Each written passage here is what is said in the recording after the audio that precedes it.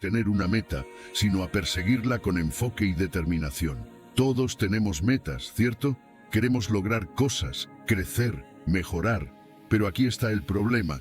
Muchas veces nos quedamos atrapados mirando atrás. Tal vez estás pensando en un fracaso del pasado que te dejó una marca, o quizás te encuentras celebrando logros de hace años, como si fueran el punto culminante de tu vida. Pero déjame decirte algo, no importa cuán grande fue tu éxito o cuán profundo fue tu error, si sigues mirando hacia atrás, no podrás avanzar. Pablo lo dice claramente, olvidando ciertamente lo que queda atrás.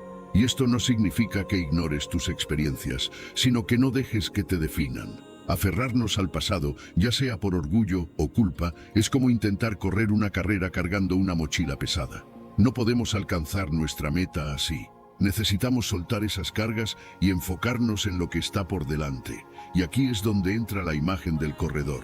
¿Has visto cómo un atleta se esfuerza, se estira hacia la meta, como si cada fibra de su ser estuviera comprometida con llegar? Esa es la actitud que debemos tener. Extendernos hacia lo que está delante significa poner nuestra energía, enfoque y esfuerzo en el futuro que Dios tiene preparado para nosotros. Ahora bien, hablar del futuro puede sonar abrumador. ¿Cómo saber hacia dónde vamos? ¿Cómo tener claridad en nuestras metas? Aquí es donde entra Dios. Filipenses nos recuerda que nuestra meta suprema no es solo el éxito terrenal, sino el supremo llamamiento de Dios en Cristo Jesús. Esto significa que nuestra mayor meta debe ser vivir de acuerdo con el propósito de Dios para nuestras vidas. ¿Y cuál es ese propósito? Es vivir una vida plena, significativa, alineada con su voluntad, y eso se refleja en todas las áreas de nuestra vida, espiritual, personal, familiar, profesional. Para lograr esto necesitas más que buenas intenciones. Necesitas un plan, y no un plan cualquiera, sino uno guiado por Dios. Esto comienza con la oración. Habla con Él, pídele dirección, luego escribe tus metas, sé específico. Pregúntate, ¿qué quiero lograr en el 2025? ¿Cómo quiero crecer espiritualmente? ¿Qué pasos concretos puedo tomar para acercarme a esas metas? Pero lo más importante, asegúrate de que tus metas estén alineadas con el propósito de Dios. Porque cuando vives para Él, todo lo demás se alinea. No pienses que será fácil. Habrá obstáculos, distracciones, momentos de duda. Pero aquí está la clave, no te detengas, prosigue a la meta. La palabra prosigo implica acción continua, perseverancia, incluso cuando las cosas se ponen difíciles. No es una carrera de velocidad, es una maratón. Y cada paso que des, por pequeño que sea, te acerca más a ese premio que Dios tiene para ti. Entonces, ¿qué te detiene? Tal vez necesitas soltar algo del pasado. Quizás tienes miedo de fallar de nuevo, pero recuerda esto, Dios no solo está contigo, Él va delante de ti, Él ya trazó el camino, solo necesitas seguirlo. Enfócate en lo que está por delante, en el futuro lleno de posibilidades que Dios te ofrece, porque cuando caminas hacia el propósito de Dios, cada día tiene un significado, cada desafío tiene un propósito, y cada meta alcanzada se convierte en un testimonio de su fidelidad. Este 2025 no tiene que ser solo otro año más. Puede ser el año en que decides dejar atrás lo que te detiene, enfocarte en lo que Dios tiene para ti y avanzar con determinación hacia la meta que Él te ha preparado. Prosigue, porque el premio que te espera en Cristo Jesús no tiene comparación. Número 8. Perseverancia y enfoque. Un 2025 con la mirada en Jesús. La vida cristiana es como una carrera. No es un sprint, sino una maratón que requiere paciencia, perseverancia y enfoque. En Hebreos 12 encontramos una guía poderosa para correr esta carrera. Por tanto, nosotros también, teniendo alrededor nuestro tan grande nube de testigos, despojémonos de todo peso y del pecado que nos asedia, y corramos con paciencia la carrera que tenemos por delante, puestos los ojos en Jesús, el autor y consumador de la fe. Estas palabras nos invitan a reflexionar sobre cómo estamos avanzando en el camino de la fe y nos muestran cómo correr con éxito. Imagina por un momento que estás en un estadio lleno de espectadores. Pero estos no son simples espectadores, son una nube de testigos, hombres y mujeres de fe que vivieron antes que nosotros. Allí están Abraham, Moisés, David y muchos más, animándonos con su ejemplo. Cada uno enfrentó desafíos, fracasos y momentos de duda, pero perseveraron. Su vida nos recuerda que no estamos solos en esta carrera, ellos lo lograron y tú también puedes hacerlo. No importa cuán difíciles sean las circunstancias, su testimonio nos da fuerza para seguir adelante. Ahora piensa en un corredor que lleva una mochila llena de piedras. Sería imposible correr con agilidad, ¿verdad? Eso es lo que sucede cuando cargamos pesos que no necesitamos. Hebreos nos dice que debemos despojarnos de todo peso y del pecado que nos asedia. ¿Cuáles son esos pesos en tu vida? Tal vez sean preocupaciones que te quitan la paz, relaciones que no te edifican o incluso hábitos que sabes que no te acercan a Dios. Esos pesos no solo ralentizan tu progreso, también te agotan. Pero aquí está la buena noticia, puedes soltarlos. No tienes que correr esta carrera cargando cosas que Dios nunca quiso que llevaras. Y luego está el pecado, esas tentaciones y debilidades que nos asedian y que, si no las enfrentamos, pueden alejarnos del camino. Despojarse del pecado no es fácil, pero es necesario. Significa reconocer nuestras luchas, arrepentirnos y pedir la ayuda de Dios para superarlas. Cuando dejamos atrás esos pesos y el pecado, corremos con mayor libertad y ligereza. Es como si nos quitaran un enorme peso de los hombros, permitiéndonos avanzar con renovada fuerza. Pero la clave para correr esta carrera no está solo en despojarnos de lo que nos detiene, está en mantener nuestra mirada fija en Jesús. Hebreos nos dice que Él es el autor y consumador de la fe. Jesús no solo comenzó esta carrera, Él la terminó y lo hizo con perfección. Su vida, su sacrificio en la cruz y su resurrección nos muestran cómo vivir con propósito y esperanza. Al poner nuestros ojos en Él, encontramos dirección, motivación y fortaleza. Cuando mantienes la mirada en Jesús, algo cambia en ti. Ya no corres por tu propia fuerza, sino por la gracia que Él te da. Es como un corredor que no solo tiene una meta clara, sino que también cuenta con un entrenador que lo guía y lo alienta en cada paso. Jesús es ese entrenador perfecto. Él entiende nuestras luchas, sabe cuándo estamos cansados y siempre está ahí para levantarnos cuando caemos. Así que, mientras miras hacia el 2025, pregúntate, ¿qué pesos necesitas soltar? ¿Qué cambios necesitas hacer para correr con más libertad? Y, lo más importante, ¿estás poniendo tu mirada en Jesús? No importa cuán incierto sea el camino que tienes por delante, cuando te enfocas en Él, todo tiene sentido. Él es tu meta, tu guía y tu fuerza. Este año puede ser el momento en que decidas correr con determinación, despojarte de lo que te detiene y enfocarte completamente en Jesús. No será fácil, pero valdrá la pena.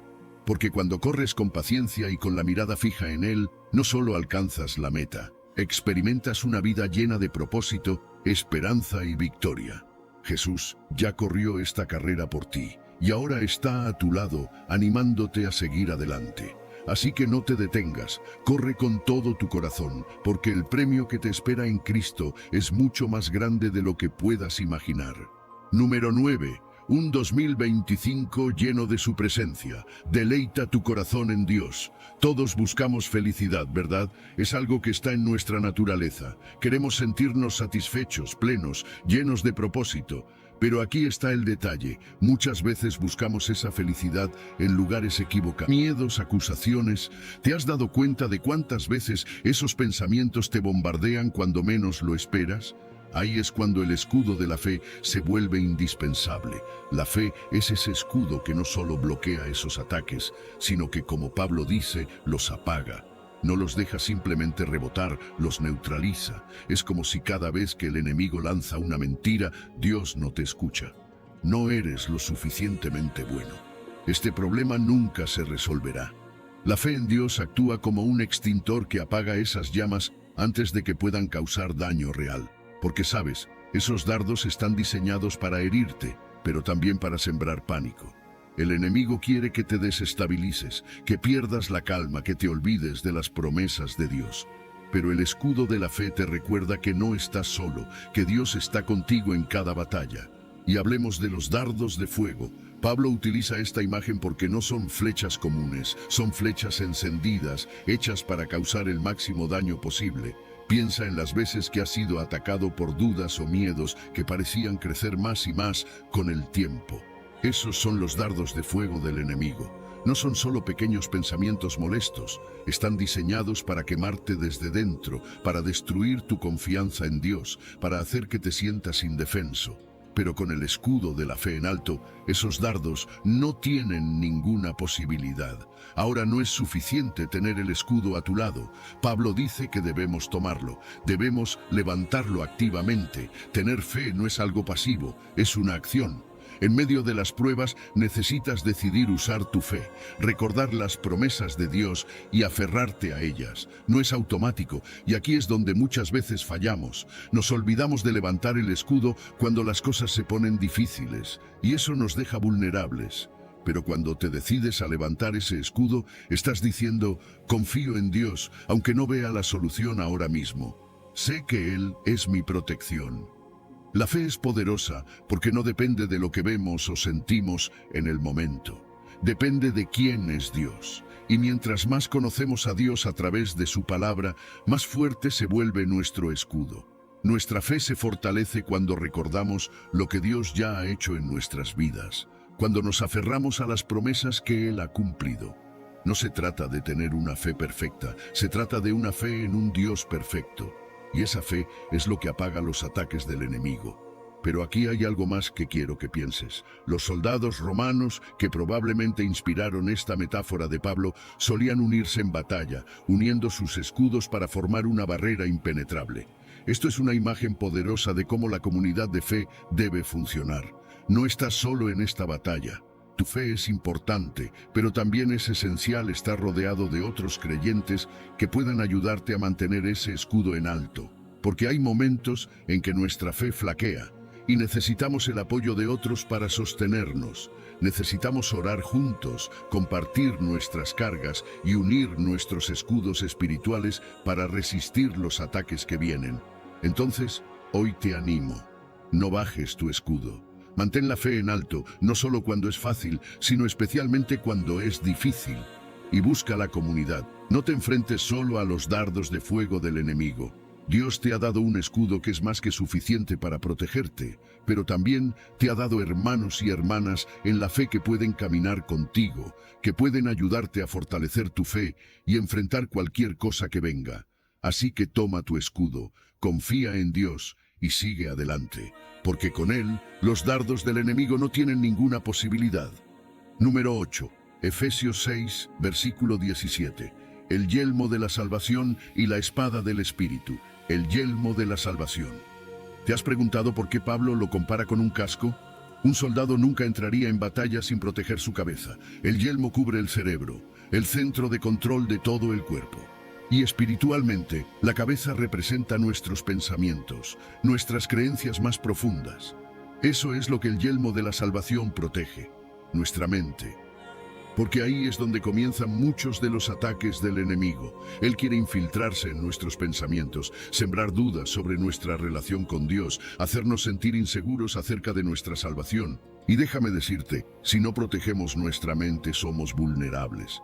La salvación es lo que nos asegura nuestra identidad en Cristo. Es lo que nos recuerda que somos hijos de Dios, que ya no estamos bajo condenación, sino bajo la gracia. Ese yelmo nos protege de las mentiras del enemigo que intentan hacernos sentir que no somos suficientes, que Dios no nos ama o que de alguna manera hemos perdido nuestra conexión con Él.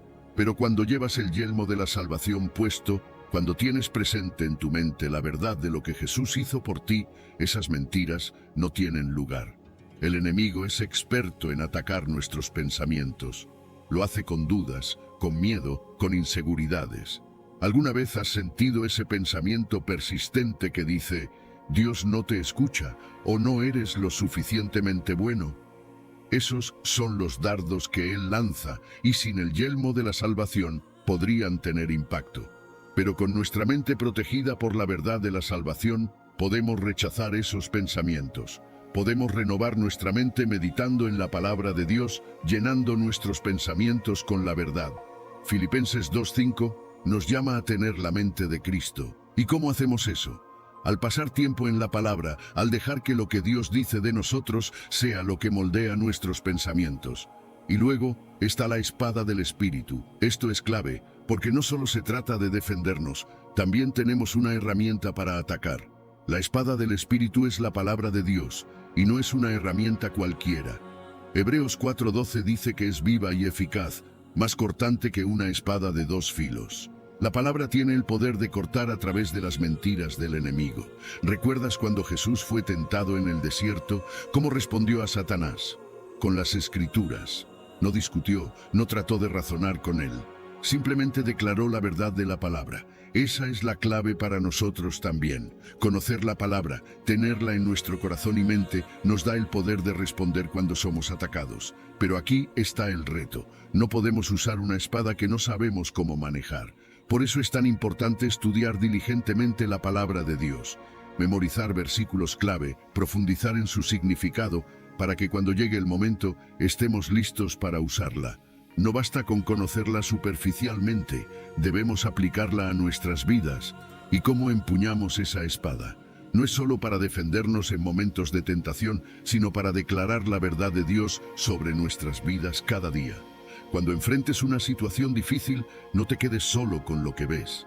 Declara las promesas de Dios. Usa la espada del Espíritu para cortar las mentiras y afirmar la verdad. Jesús nos dio el ejemplo perfecto en el desierto y nosotros debemos seguirlo. Así que hoy quiero desafiarte, protege tu mente. No permitas que el enemigo siembre mentiras que minen tu confianza en Dios. Rechaza los pensamientos que no están alineados con la palabra y recuerda que tu salvación es segura en Cristo. Y también, empuña la espada del Espíritu. No dejes que las circunstancias o los ataques del enemigo te tomen por sorpresa. Responde con las Escrituras, porque en ellas está tu poder y tu defensa. La palabra es una herramienta poderosa y está en tus manos. Úsala con confianza, sabiendo que Dios pelea por ti. Número 9. Efesios 6, versículo 18. Orando en todo tiempo, la clave de la comunicación con Dios. La oración, esa conversación continua con Dios, es mucho más que una simple parte de nuestra vida espiritual. Es el corazón, el motor que mueve todo lo demás. Piensa en la armadura de Dios. Llegamos al momento donde la profecía se hace tangible, donde el decreto celestial comienza a manifestarse en tu realidad cotidiana. Porque lo que viene ahora, lo que ya está comenzando a suceder en las vidas de muchos elegidos que están escuchando esto, es algo que el cielo diseñó con una precisión quirúrgica. Es la venganza pasiva, es el retorno de los rejeitadores. Y cuando entiendas cómo funciona esto, cuando comprendas la dinámica espiritual detrás de este fenómeno, nunca más dudarás del poder de Dios para vindicar a sus elegidos. Escúchame con atención. Los que te rechazaron van a volver. Los que te ignoraron van a buscarte. Los que te hicieron sentir invisible van a mirarte como si fueras la única persona visible en el cuarto. Pero aquí está la clave. No van a volver porque te recuerdan. No van a volver por nostalgia. No van a volver porque de repente desarrollaron un corazón bondadoso. No. Van a volver porque están siendo atraídos por algo que no pueden explicar. Van a volver porque la luz que ahora llevas es tan brillante, tan diferente, tan inexplicable, que no pueden resistirla. Van a volver confundidos, van a volver necesitados, van a volver buscando la paz que tú tienes, la luz que tú irradias, la presencia que tú manifiestas. Y elegido, esto no es teoría, esto no es motivación vacía, esto es profecía cumpliéndose. Déjame pintarte el cuadro exacto de cómo esto se va a desdoblar, porque cuando suceda y sucederá, quiero que estés preparado. Quiero que reconozcas la mano de Dios en ello. Quiero que entiendas que no es coincidencia. Es el cumplimiento de un decreto celestial. Primero, van a aparecer en lugares casuales. Ese ex que te hizo sentir que no era suficiente. Ese amigo que te abandonó cuando más lo necesitabas. Ese familiar que siempre te comparó con otros y te hizo sentir menos. Ese compañero de trabajo que te saboteó. Esa persona que te humilló públicamente. Van a aparecer Tal vez en las redes sociales, mirando tus publicaciones, reaccionando a tus historias. Tal vez en un evento social, buscando tu mirada, tratando de iniciar una conversación.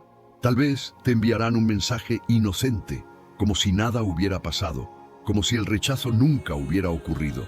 Segundo, elegido, y esto es crucial, van a actuar como si no recordaran el daño que te hicieron. Van a minimizar su rechazo, van a reescribir la historia. Es que nunca fuimos tan cercanos, es que yo estaba pasando por un momento difícil, es que tú me malinterpretaste. Van a usar todas las tácticas de manipulación para intentar reconectarse contigo sin tener que enfrentar la verdad de lo que hicieron, sin tener que pedir perdón, sin tener que reconocer que estaban equivocados sobre ti. Tercero, van a estar confundidos por su propia atracción hacia ti, porque elegido, ellos no te rechazaron sin razón. Te rechazaron porque en ese momento, cuando estabas escondido bajo el velo divino, no podían ver tu valor. Su sistema de medición era superficial.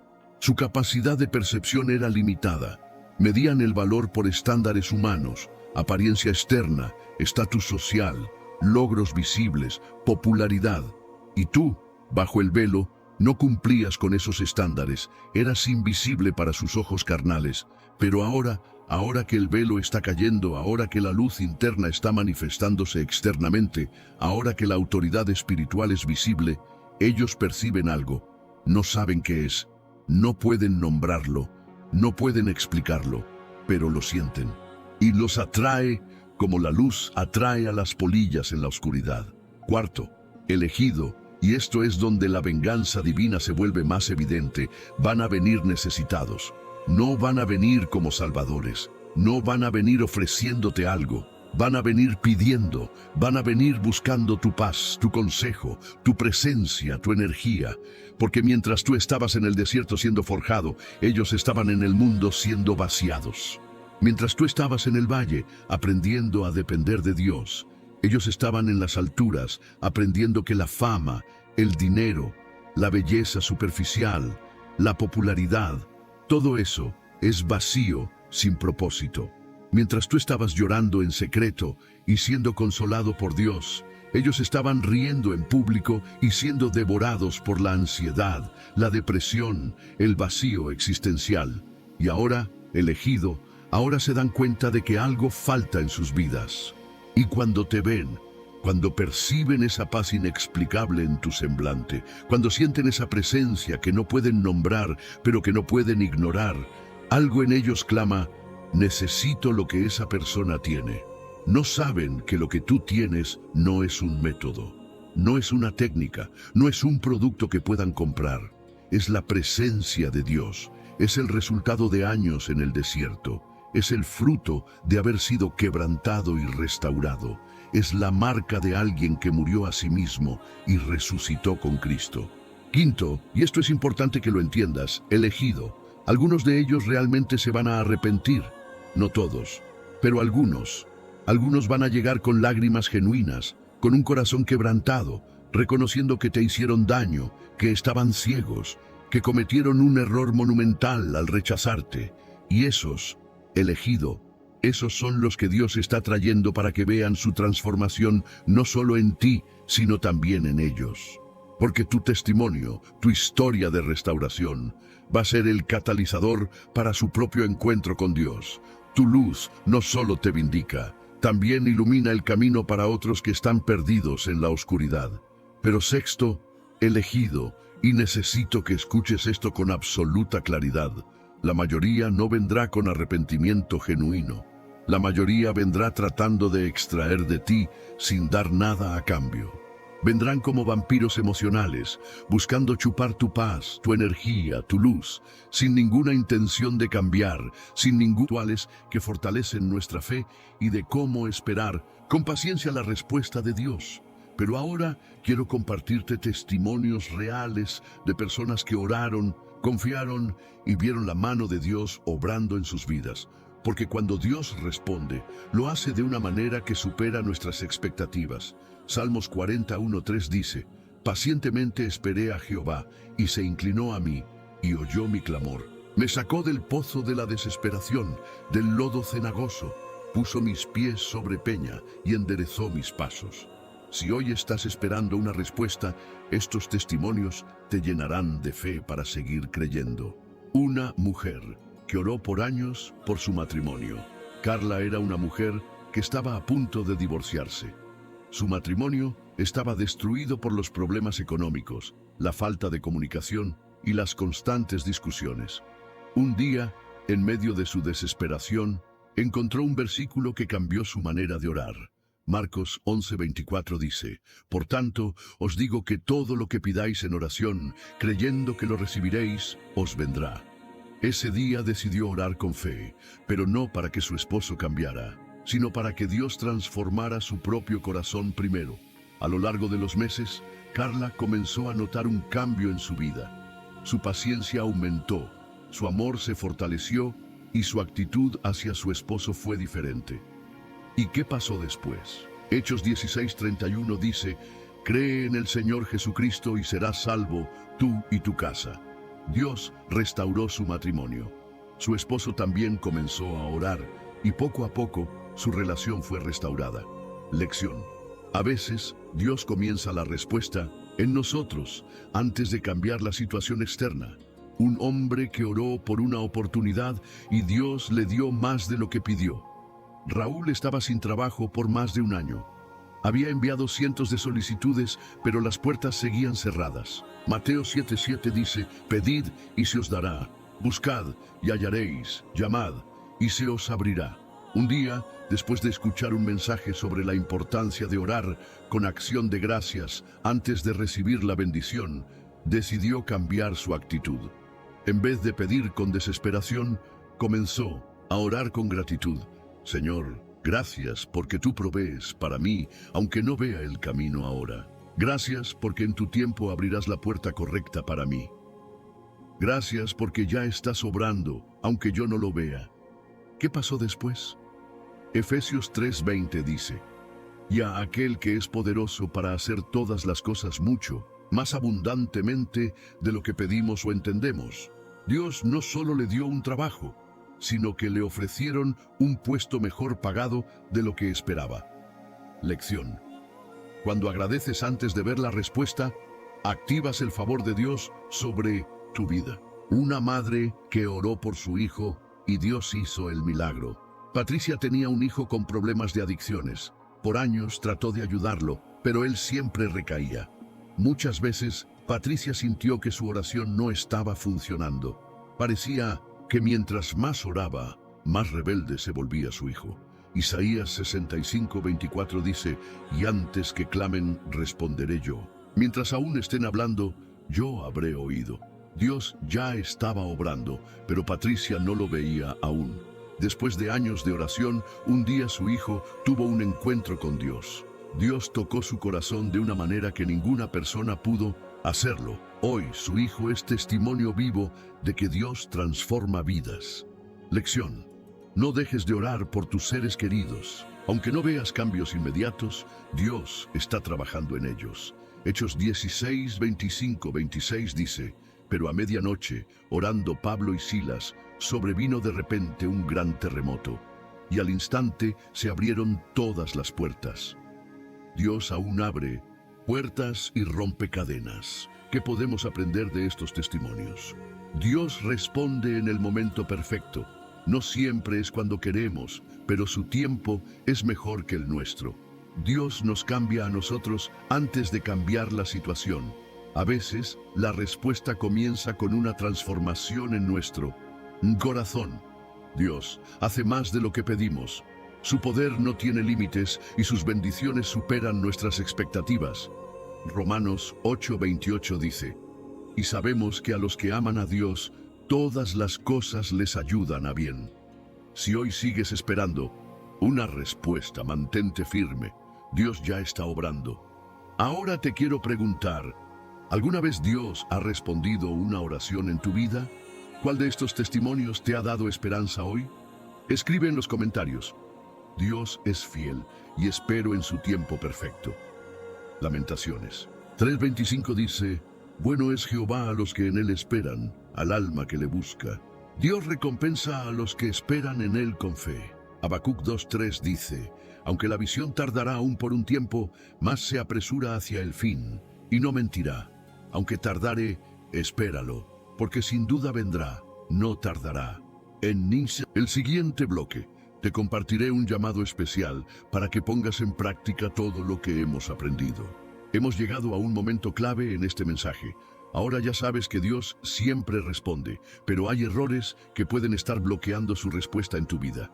Aprendimos que orar no es solo pedir, sino alinear nuestro corazón con la voluntad de Dios. Descubrimos que la fe, la perseverancia y la gratitud abren las puertas del cielo. Vimos ejemplos de cómo Dios ha transformado vidas cuando se ora con fe y confianza. Hebreos 11:6 dice: pero sin fe es imposible agradar a Dios, porque es necesario que el que se acerca a Dios crea que le hay, y que es galardonador de los que le buscan.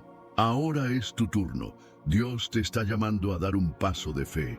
¿Qué puedes hacer hoy para activar la respuesta de Dios? Examina tu oración. ¿Estás orando con la actitud correcta? Ora con fe y sin dudar. La fe mueve montañas, la duda las construye. Agradece antes de recibir. La gratitud es una llave que abre puertas. Persevera. No te detengas si la respuesta tarda. Dios siempre llega a tiempo. Comparte la palabra. Cuando ayudas a otros a acercarse a Dios, su favor se derrama sobre ti. Gálatas 6:9 dice: no nos cansemos pues de hacer el bien, porque a su tiempo segaremos si no desmayamos. Dios no se ha olvidado de ti. Tu oración tiene poder. Ahora te quiero preguntar, ¿qué decisión tomarás hoy para acercarte más a Dios en oración? ¿Cuál de estos errores crees que has cometido sin darte cuenta? Escribe en los comentarios. Señor, oro con fe y confío en tu tiempo perfecto. Filipenses 4:6 dice: por nada estéis afanosos, sino sean conocidas vuestras peticiones delante de Dios en toda oración y ruego, con acción de gracias. Tu declaración de fe hoy puede ser el inicio de un milagro en tu vida. Antes de continuar, haz esto. Dale me gusta a este video. No es solo un clic, es una forma de compartir la palabra y hacer que más personas sean alcanzadas. Comparte este mensaje con alguien que necesita aprender a orar con fe. No te guardes esta bendición solo para ti. Haz parte de esta misión divina. Suscríbete y ayuda a que este mensaje transforme más vidas. Cada vez que compartes la palabra de Dios, Él te bendice de maneras que ni imaginas. Tu fe marca la diferencia. Mateo 21:22 dice: y todo lo que pidáis en oración, creyendo, lo recibiréis. En el siguiente bloque, concluiremos con una reflexión poderosa que te ayudará a confiar en la respuesta. Gravemente, se alejó de ti, pero siempre regresó con un corazón quebrantado. Cuando el profeta Natán lo confrontó, no se justificó, no echó la culpa a otros, sino que reconoció su pecado y clamó por tu perdón. Él escribió: crea en mí, oh Dios, un corazón limpio, y renueva un espíritu recto dentro de mí. Dame esa humildad, Padre, esa capacidad de reconocer mis errores y regresar a ti con sinceridad. Recuerdo la historia de Eliseo, cuando su siervo se llenó de temor al ver el ejército enemigo que los rodeaba. Pero Eliseo oró: Señor, abre sus ojos para que vea. Y cuando los ojos del joven se abrieron, vio que el monte estaba lleno de caballos y carros de fuego del ejército del Señor. Abre mis ojos espirituales, Padre, para que pueda ver tu ejército angelical que pelea a mi favor. Que no me deje intimidar por lo que veo en lo natural, sino que tenga fe en lo que sucede en el mundo espiritual. Muchas veces me siento como el siervo de Eliseo, rodeado por ejércitos de problemas, cercado por dificultades que parecen imposibles de vencer. Veo las facturas que se acumulan, los diagnósticos médicos negativos, las relaciones rotas, los sueños que parecen inalcanzables, y mi corazón se llena de temor. Pero quiero tener los ojos espirituales de Eliseo, que podía ver más allá de las circunstancias naturales. Él sabía que los que están con nosotros son más que que los que están contra nosotros. Eliseo había aprendido esta fe de su maestro Elías. Durante años, caminó detrás del gran profeta, observando cómo tú obrabas milagros, cómo tú proveías en tiempos de sequía, cómo tú respondías cuando se clamaba en tu nombre. Cuando llegó el momento de que Elías fuera llevado al cielo, Eliseo no pidió riquezas ni fama, pidió una doble porción del espíritu que estaba sobre su maestro. Él quería más de ti, más de tu poder, más de tu unción. Dame esa misma hambre espiritual, Señor, esa sed insaciable de tu presencia. Eliseo hizo milagros que muestran tu corazón compasivo. Multiplicó el aceite de la viuda para que pudiera pagar sus deudas. Resucitó al hijo de la tsunamita, sanó las aguas amargas, hizo flotar el hacha de hierro. Cada milagro tenía un propósito: mostrar que tú te preocupas por los detalles de nuestras vidas, que ninguna necesidad es demasiado pequeña para ti, que tu poder se manifiesta tanto en lo grande como en lo pequeño. Quiero ser como Eliseo, un canal de tu poder para bendecir a otros, un instrumento en tus manos para traer esperanza a los desesperanzados. Te adoro, porque tú eres el mismo Dios de Eliseo, el mismo Dios de David, el mismo Dios de todos los héroes de la fe. Tu poder no ha disminuido, tu amor no ha cambiado, tu fidelidad permanece para siempre. Tú eres mi Dios, mi Rey, mi Salvador. El mismo Dios que abrió el mar rojo puede abrir camino en mi desierto. El mismo Dios que hizo caer los muros de Jericó puede derribar las fortalezas en mi vida. El mismo Dios que resucitó a Lázaro puede dar vida a mis sueños muertos. Puede restaurar lo que parecía perdido para siempre.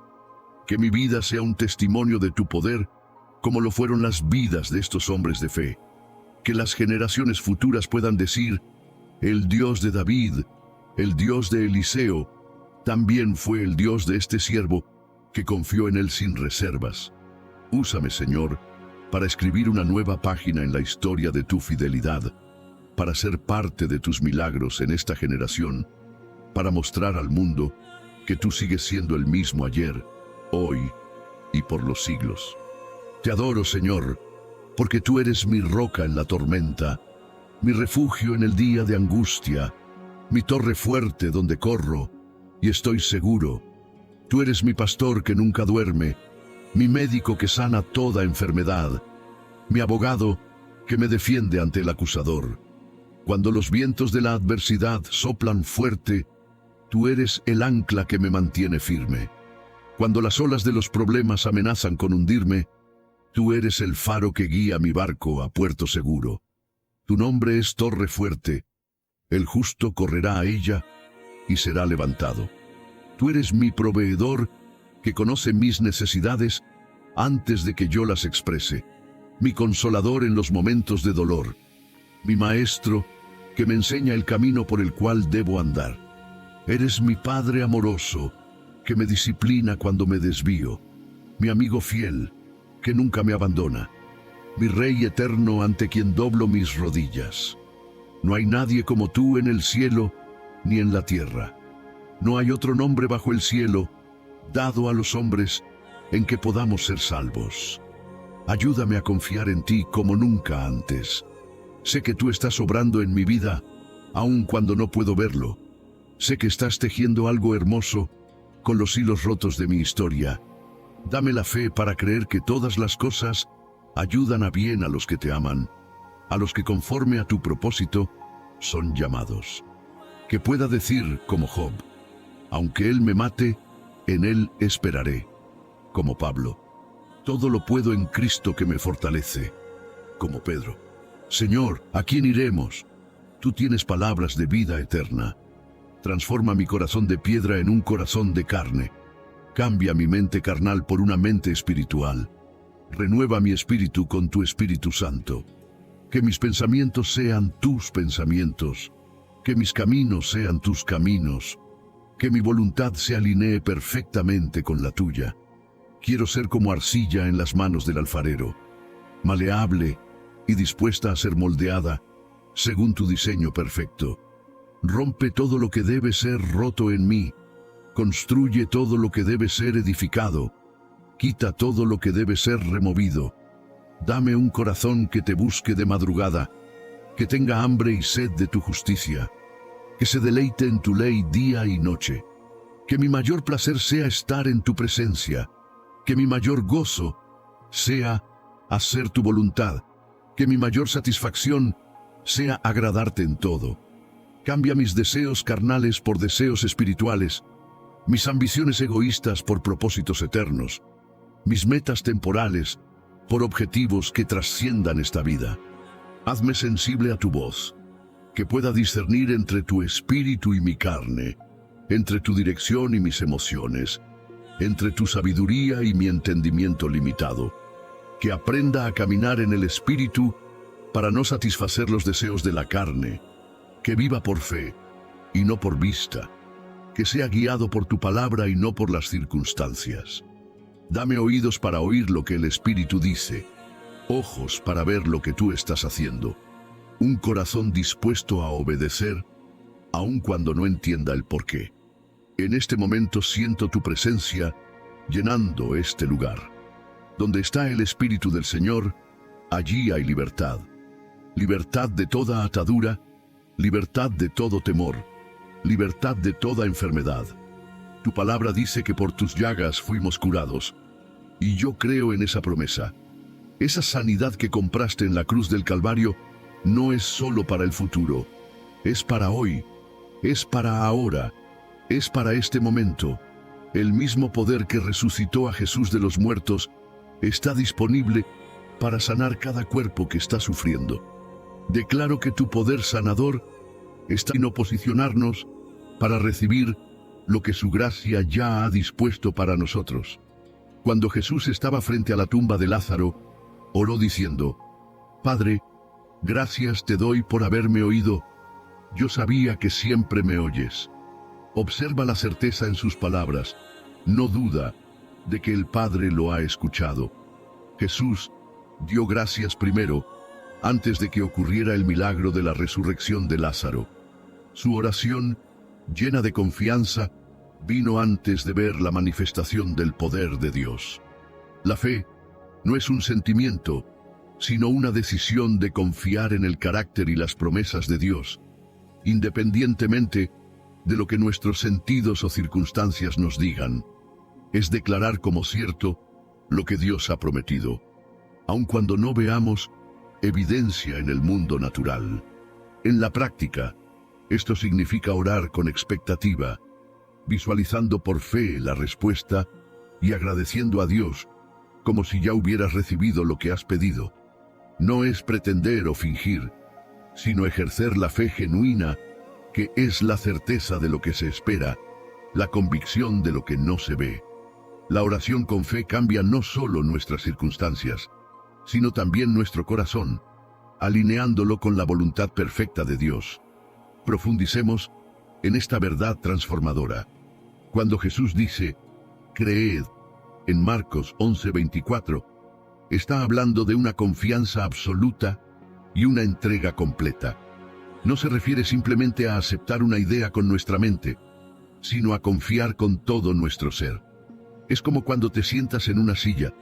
No te sientas a medias, ni dudando si te sostendrá.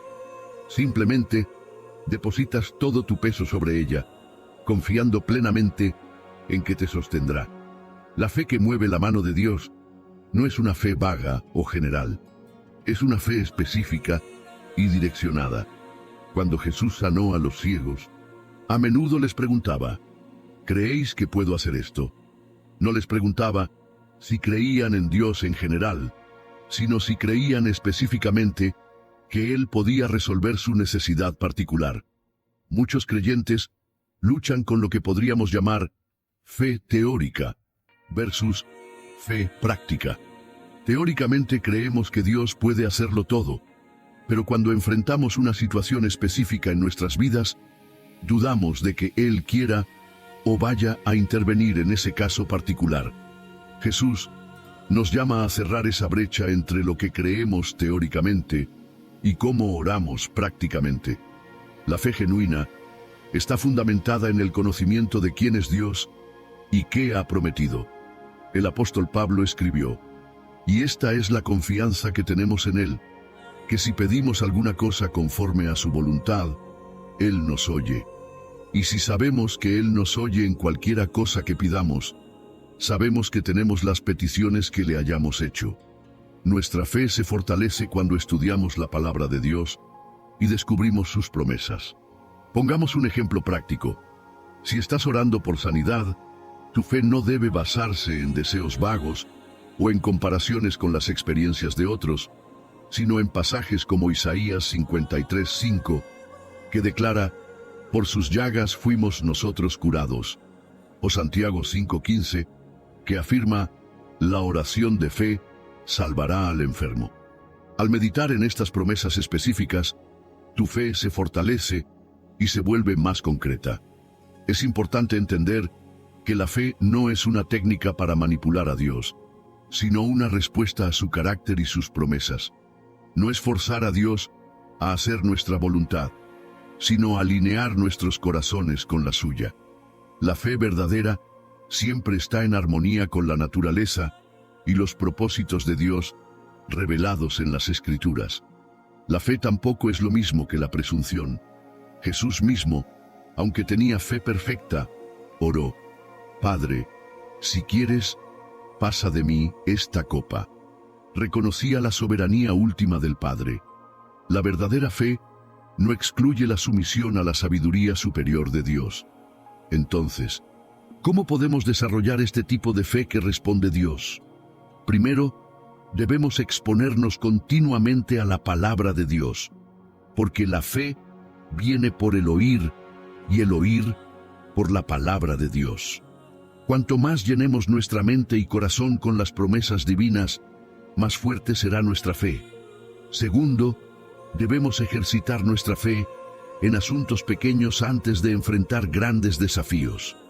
Jesús enseñó que quien es fiel en lo poco, también lo será en lo mucho. Cada vez que confiamos en Dios por algo pequeño y vemos su fidelidad, nuestra fe se fortalece para lo siguiente. Tercero, debemos rodearnos de personas de fe. La fe es contagiosa. Cuando estamos cerca de creyentes que viven por fe y testifican de la fidelidad de Dios, nuestra propia fe se eleva. Como dice Proverbios 27:17, el hierro se afila con el hierro, y el hombre se afila en el trato con su prójimo. También es crucial comprender que la fe no opera en el vacío. Jesús enseñó en Marcos 11:25, justo después de hablar sobre la fe en la oración, que debemos perdonar a otros para que nuestras oraciones sean efectivas. La fe opera en un corazón limpio y en armonía con los valores del reino de Dios. A veces, la falta de respuesta a nuestras oraciones no se debe a falta de fe, sino a que estamos pidiendo fuera de la voluntad de Dios. Santiago 4:3 dice: pedís y no recibís, porque pedís mal, para gastar en vuestros deleites. La fe verdadera no solo cree que Dios responderá, sino que busca discernir y alinearse con lo que Dios quiere para nosotros. Hay ocasiones en que Dios responde de manera diferente a lo que esperábamos, no porque nuestra fe sea débil, sino porque Él ve lo que nosotros no vemos. Pablo oró 3 veces para que le fuera quitado un aguijón en la carne, pero la respuesta de Dios fue: bástate mi gracia, porque mi poder se perfecciona en la debilidad. La fe madura acepta que a veces la respuesta es no, o espera, confiando en la sabiduría superior de Dios. Es importante recordar que la fe no es algo que generamos por nuestro propio esfuerzo. Es un don de Dios. Si sientes que tu fe es débil, puedes orar como el padre del muchacho endemoniado: creo, ayuda a mi incredulidad. Dios honra incluso la fe más pequeña cuando es sincera. La práctica de la gratitud anticipada es una poderosa expresión de fe. Agradecer a Dios por la respuesta antes de verla es declarar tu confianza en su fidelidad. no es pretender que ya tienes lo que has pedido, sino reconocer que la respuesta ya está asegurada en el corazón de Dios, aunque aún no se haya manifestado en el plano natural. Hoy te invito a evaluar tu vida de oración a la luz de este principio. ¿Estás orando con verdadera fe o simplemente recitando peticiones sin expectativa real? ¿Tus oraciones reflejan confianza en el carácter de Dios o están llenas de duda y ansiedad? La buena noticia es que la fe puede crecer y comienza con la decisión de tomar a Dios en su palabra y confiar en Él completamente. Inmediatamente después de enseñar sobre la fe en la oración, Jesús reveló un obstáculo que muchos pasan por alto. Y cuando estéis orando, perdonad, si tenéis algo contra alguno, para que también vuestro Padre que está en los cielos os perdone a vosotros vuestras ofensas. El perdón no es opcional en la vida del creyente, es un requisito para la oración efectiva. El resentimiento y la amargura son como interferencias en nuestra comunicación con Dios. Cuando guardamos ofensas en nuestro corazón, creamos barreras que impiden que nuestras oraciones asciendan con libertad al trono de la gracia. Jesús entendía tan profundamente esta verdad que en Mateo 5, del 23 al 24 enseñó: Por tanto, si traes tu ofrenda al altar, y allí te acuerdas de que tu hermano tiene algo contra ti, deja allí tu ofrenda delante del altar, y anda, reconcíliate primero con tu hermano, y entonces ven y presenta tu ofrenda. La reconciliación tiene prioridad incluso sobre el acto de adoración. No es que Dios se niegue a escucharnos cuando no perdonamos, es que nuestra falta de perdón revela un corazón que no ha comprendido plenamente la gracia que hemos recibido. ¿Cómo podemos pedir misericordia si no estamos dispuestos a extenderla a otros? Él no duda de que el Padre lo ha escuchado. Jesús dio gracias primero, antes de que ocurriera el milagro de la resurrección de Lázaro. Su oración, llena de confianza, vino antes de ver la manifestación del poder de Dios. La fe no es un sentimiento, sino una decisión de confiar en el carácter y las promesas de Dios, independientemente de lo que nuestros sentidos o circunstancias nos digan. Es declarar como cierto lo que Dios ha prometido, aun cuando no veamos evidencia en el mundo natural. En la práctica, esto significa orar con expectativa, visualizando por fe la respuesta y agradeciendo a Dios como si ya hubieras recibido lo que has pedido. No es pretender o fingir, sino ejercer la fe genuina, que es la certeza de lo que se espera, la convicción de lo que no se ve. La oración con fe cambia no solo nuestras circunstancias, sino también nuestro corazón, alineándolo con la voluntad perfecta de Dios. Profundicemos en esta verdad transformadora. Cuando Jesús dice, creed, en Marcos 11:24, está hablando de una confianza absoluta y una entrega completa.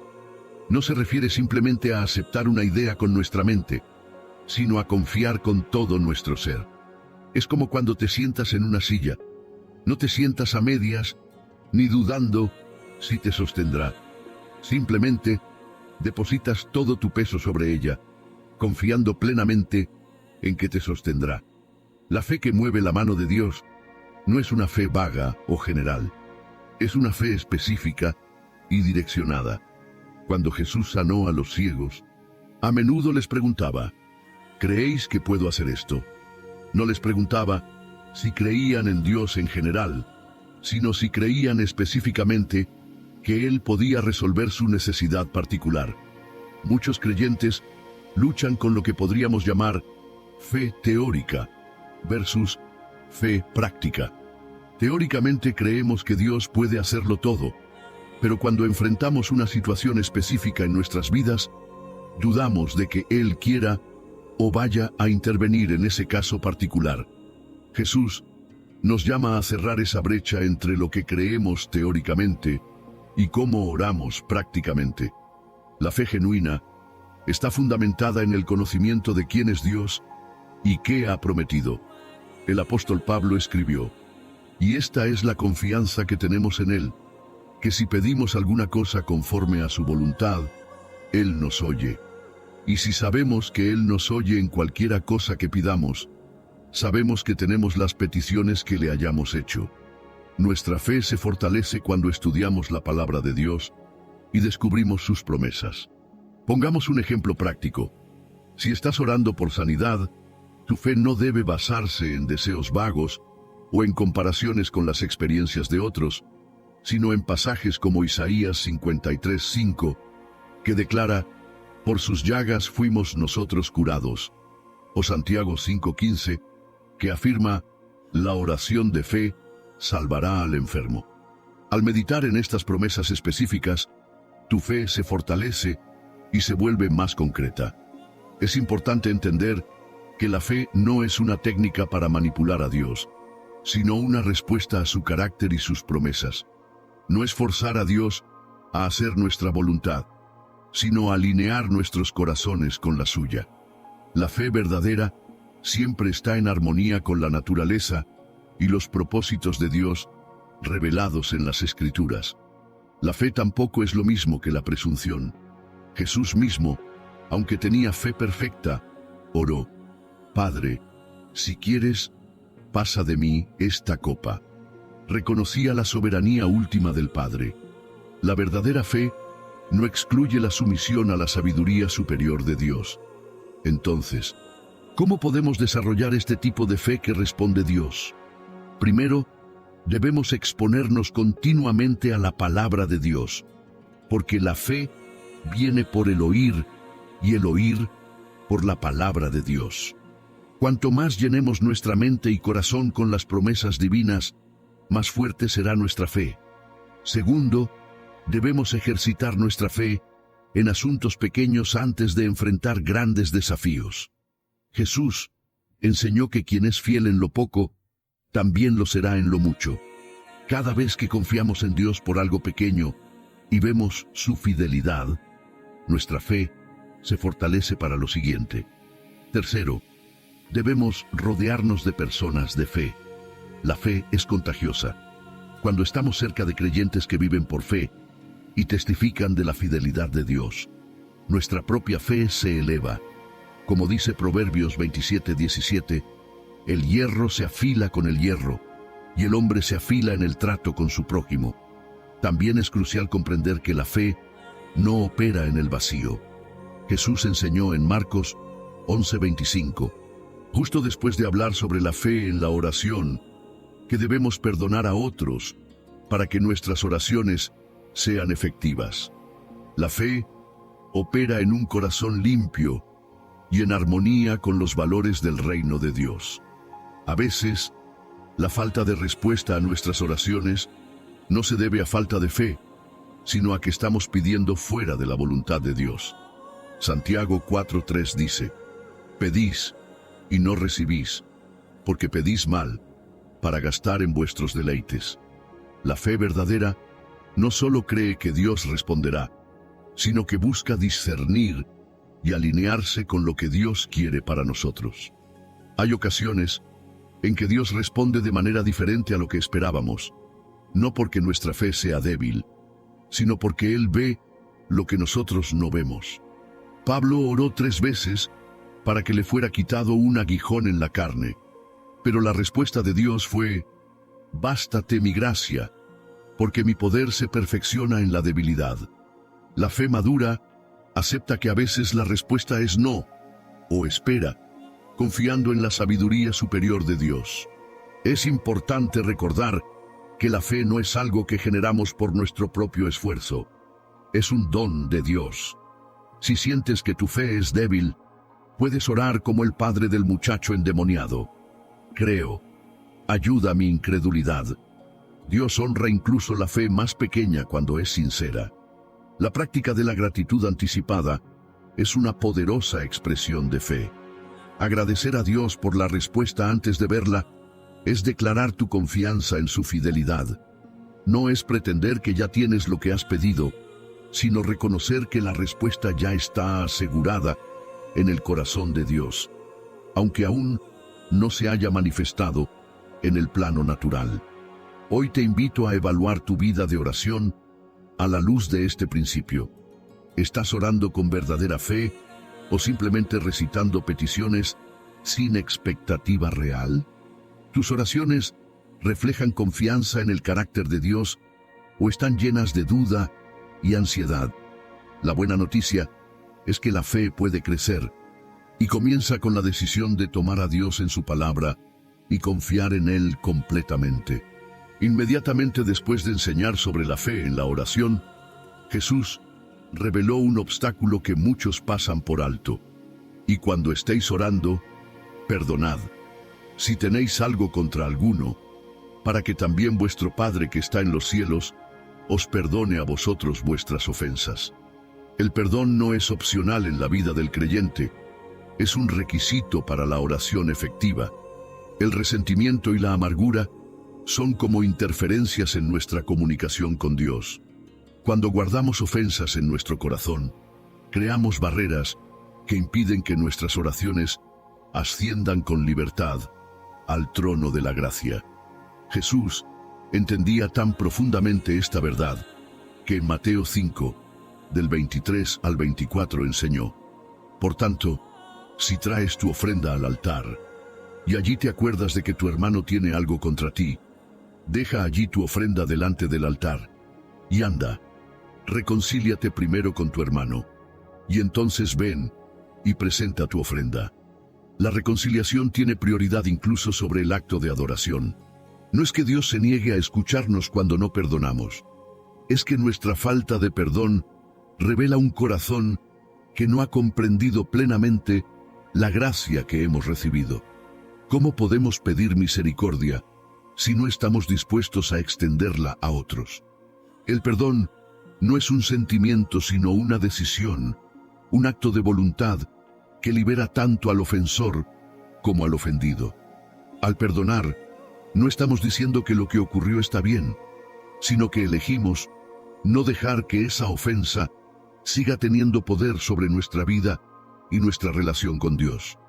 Hoy te invito a examinar tu corazón. ¿Hay alguien a quien necesitas perdonar?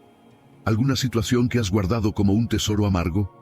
Libéralo en oración y experimentarás una nueva libertad y poder en tu comunión con el Padre. Este obstáculo del resentimiento es particularmente peligroso porque a menudo opera en el subconsciente. Muchas personas no se dan cuenta de que están albergando amargura hasta que examinan profundamente su corazón. La falta de perdón puede manifestarse como una irritación leve hacia alguien, un recuerdo doloroso que evitamos enfrentar, o incluso como críticas y juicios habituales hacia los demás. La palabra de Dios es clara sobre este tema. En la oración modelo que Jesús nos enseñó, incluye la petición: perdónanos nuestras deudas, como también nosotros perdonamos a nuestros deudores. Y para asegurarse de que entendamos la importancia de este principio, Jesús lo enfatizó inmediatamente después: porque si perdonáis a los hombres sus ofensas, os perdonará también a vosotros, vuestro Padre Celestial. Mas si no perdonáis a los hombres sus ofensas, tampoco vuestro Padre os perdonará vuestras ofensas. Estas palabras